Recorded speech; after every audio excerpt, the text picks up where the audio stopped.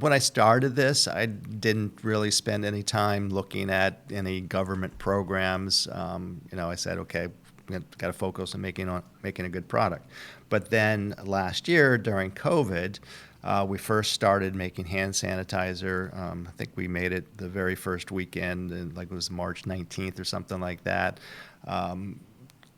Realized that there was the shortage of hand sanitizer, did a quick research on the internet and found that 3 of the 4 ingredients required to make a World Health Organization approved hand sanitizer product we had in-house.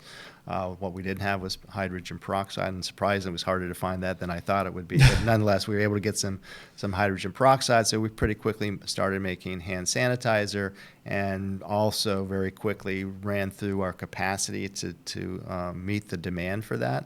And then someone pointed out to me that this Center for Advanced Technology, CCAT, yeah. CCAT here in Connecticut, had a program, a grant program that they'd match $1-for-$1 for projects, manufacturing-based projects, and that during COVID they would put to the front of the line those projects that could help for PPE or other COVID-related opportunities. And I had a need based on our hand sanitizer business to increase my distillation capability, mainly through adding a steam boiler system. Mm-hmm. So I applied for, and I was really amazed how quickly the CCAT was able to turn around that application. I think it was like 10 days from the time that I heard about the program until I had a check in hand. So it was really remarkable, and I'm very grateful for the support that I've received from